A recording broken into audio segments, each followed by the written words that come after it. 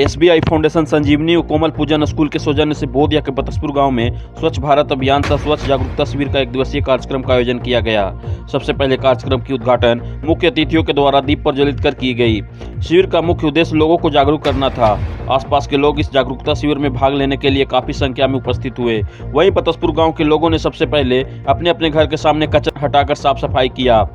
इस अवसर पर गांव के उप मुखिया मनोरंजन प्रसाद समदर्शी ने कहा कि हर इंसान को अपने जीवन में साफ सफाई रखने की आवश्यकता है, जबकि डॉक्टर फैजान आमीन ने लोगों को संबोधित करते हुए कहा कि लोगों को अपने अपने खान पान पर विशेष ध्यान देना चाहिए तथा कपड़ों को साफ सफाई रखना चाहिए। वहीं यूनिसेफ के अमित कुमार ने कहा कि लोगों को कचरा इधर उधर नहीं फेंकना चाहिए। गंदगी के प्रकोप से कई तरह की बीमारियां उत्पन्न होती है।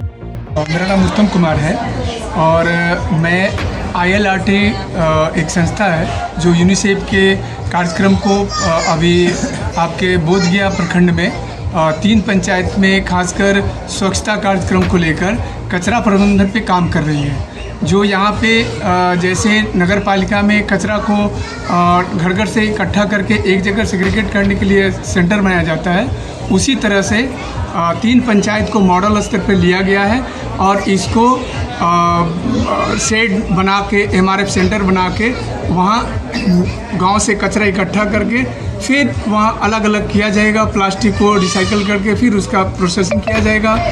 कचरे को जो गलने वाला है उसको खाद बनाकर खाद बनाने का प्रक्रिया किया जाएगा। मगध विश्वविद्यालय में कई वर्षों से छात्र अपनी समस्याओं को लेकर दर बदर ठोकरें खाते रहते हैं। कई दिनों भटकने के बावजूद भी इनका कार्य नहीं होता था। मगध विश्वविद्यालय में आए दिन एक से बढ़कर एक समस्या देखने को मिलती थी। यहाँ पढ़ने वाले छात्रों की भविष्य अधर में ही लटका रहता था, लेकिन अब वो दिन चली गई। जब से नए परीक्षा नियंत्रक प्रभार में आए हैं, तब से धीरे धीरे विश्वविद्यालय की समस्याओं में सुधार आया है और लटके हुए कार्य गति पकड़ रही है। मगध विश्वविद्यालय परीक्षा नियंत्रक डॉक्टर गजेंद्र प्रसाद गदाकर ने शुक्रवार को विश्वविद्यालय के परीक्षा विभाग में प्रेस वार्ता आयोजित कर विश्वविद्यालय द्वारा कई महीनों से लंबित परीक्षा फलों को जल्द से जल्द प्रकाशित करने की घोषणा करते हुए कहा कि बहुत ही कम समय में जल्द से जल्द सभी पेंडिंग रिजल्ट को प्रकाशित कर दी जाएगी। उन्होंने कहा कि पार्ट 1 एवं पार्ट 2 के परीक्षा फल को जो अपने कारणों से लंबित थे, जुलाई के द्वितीय सप्ताह तक प्रकाशित कर दी जाएगी। वहीं बीएड सत्र 2019-21 फाइनल ईयर के परीक्षा फल की जुलाई के द्वितीय सप्ताह तक जारी कर दी जाएगी। सारे विचार के और मैंने आदेश दिया विधिवत इसका निदान किया जाए।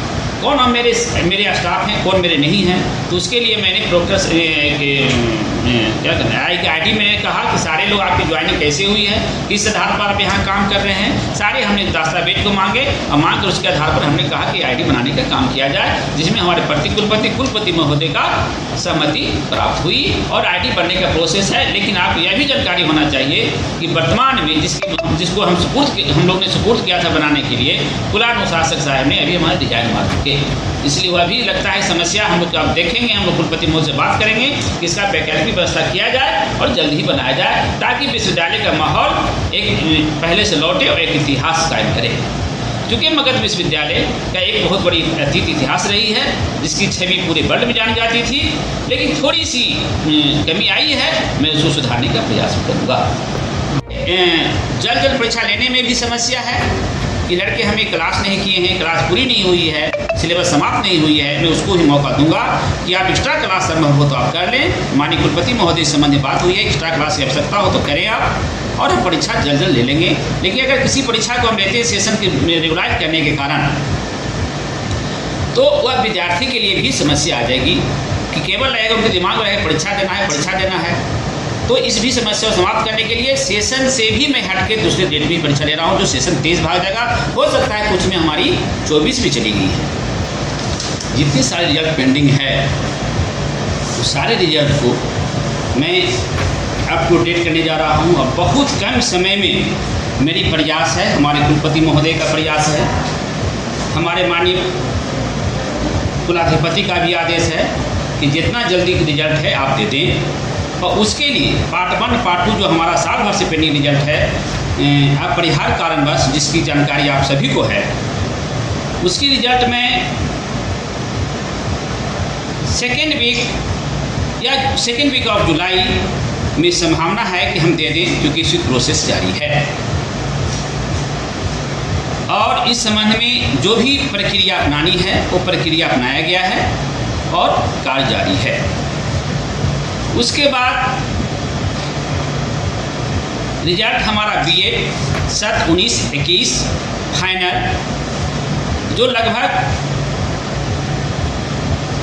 8 या 9 महीना या साल भर जो भी पेंडिंग है, मैं जो रिजल्ट को देने जा रहा हूँ वह भी मैं आशा करता हूँ कि सेकेंड वीक ऑफ जुलाई में दे दूँगा, क्योंकि इसकी प्रक्रिया हमारी जारी है। फाइनल पोजीशन है, कॉपी जचा चुकी है, केवल मार्क्स का वेरिफिकेशन, मार्क्स का तुलनात्मक अध्ययन ये हम कर रहे हैं। सर ऑनलाइन पेमेंट की भी समस्या आ रही है। ऑनलाइन पेमेंट की समस्या अभी तक ऐसे केस बहुत कम आए हैं, लेकिन अगर वो केस आते हैं तो मैं उसकी भी इंक्वायरी करूंगा कि वह पैसा कहीं ऐसा तो नहीं है जो गलत जगह जा रहा है या मेरा पोर्टल काम नहीं कर रहा है।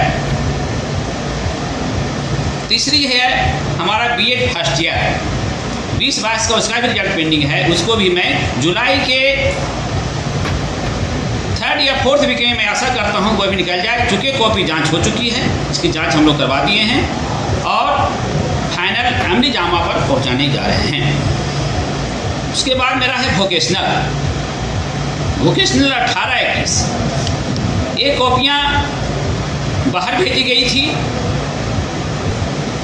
पूर्व जो सिस्टम हमारे यहाँ काम कर रहे थे, पूर्व जो कुलपति काम कर रहे थे, जिस सिस्टम द्वारा भेजी गई, जिस परीक्षा विनियंत्रक द्वारा भेजी गई है, मैं उस कॉपी को मंगवा लिया हूँ, मार्क्स मेरी आ गई है।